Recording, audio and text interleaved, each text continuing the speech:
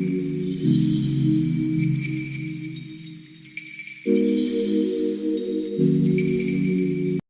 All, welcome to my channel. ఇవాళ recipe butter non and తవా పైన చేయడం అనమాట. దానికి ఒక బౌల్ తీసుకొని అందులో 1 కప్ గోధుమ పిండికి 2 కప్స్ మైదా పిండి వేసుకోవాలి.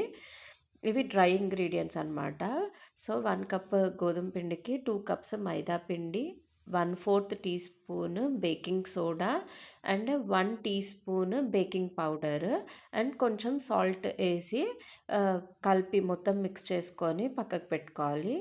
నెక్స్ట్ వెట్ ఇంగ్రీడియంట్స్కి 1/2 కప్ పెరుగు అండ్ 1/4 కప్ పాలు అండ్ 1/2 కప్ వాటర్ ప్లస్ ఒక టేబుల్ స్పూన్ వరకు ఆయిల్. అండ్ ఇందులో మనము షుగర్ కూడా యాడ్ చేయాలి. మీ దగ్గర సన్న షుగర్ ఉంటే డైరెక్ట్గా వేయొచ్చు, 2 టీ స్పూన్స్. లేదు లావుగా ఉంటే మాత్రం షుగర్ పౌడర్ వేయాలి ఇందులో, ఎందుకంటే ఇది కరగాలన్నమాట. లావుగా ఉంటే ఈజీగా కరగదు కాబట్టి పౌడర్ చేసుకొని ఇందులోనే 2 teaspoons of sugar powder వేసుకొని మంచిగా మిక్స్ చేసుకోవాలి.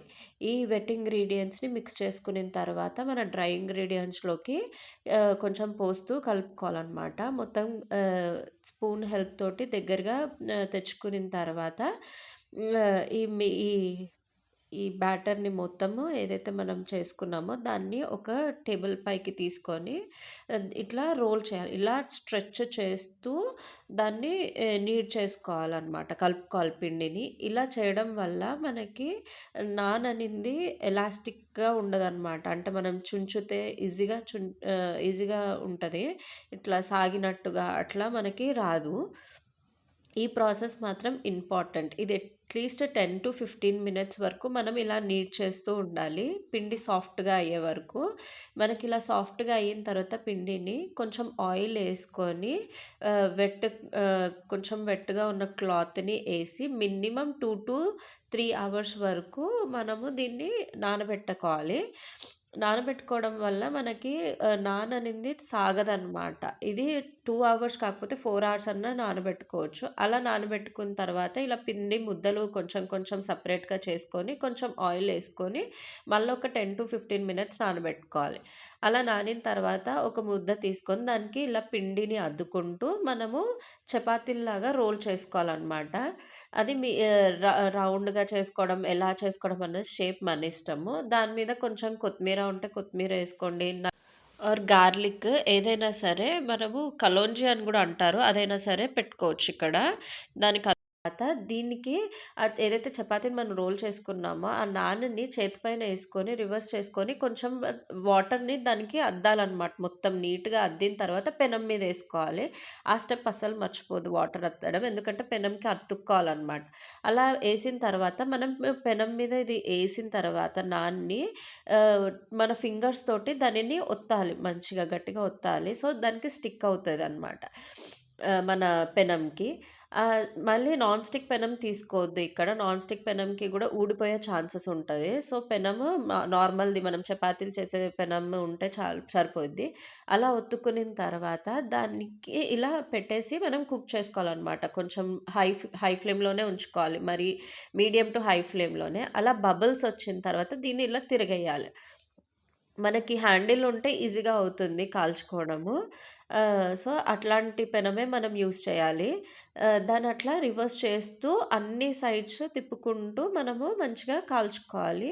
బబుల్స్ వచ్చిన తర్వాతనే మనము దీన్ని రివర్స్ చేసుకొని కాల్చుకోవాలన్నమాట.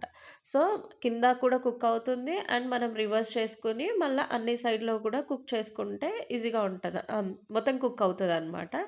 ఈ కుకింగ్ ఇది జస్ట్ కాల్చడం ఒక్కటే కొంచెం ప్రాసెస్ ఎక్కువ ఉంటుంది. సో అన్ని సైడ్స్ మంచిగా కుక్ చేసుకొని బటర్ రాసుకోవాలి. బటర్ రాసేసుకొని తీసేసుకోవచ్చు. ఇంకా ఇంతే, నాన్ రెడీ అయిపోయింది.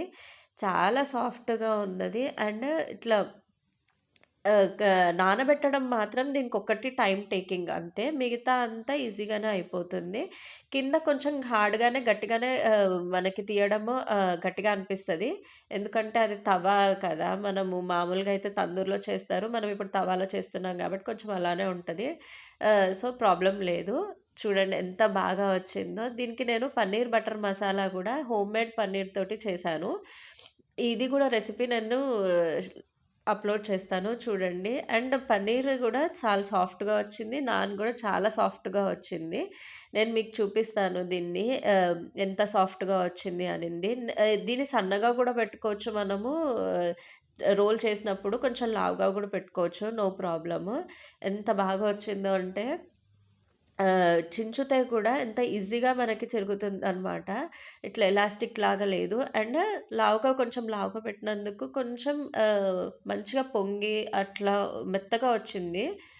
చాలా టేస్టీగా ఉంది. అండ్ ఈజీగానే చేసుకోవచ్చు మనం మనకు తందూరి లేదు అనేసి టెన్షన్ ఏం లేదు. తవా పైన ఈజీగా చేసుకునే ప్రాసెస్ అనమాట. మీరు ట్రై చేయండి నచ్చితే ఈ recipe. Thank you. Bye bye.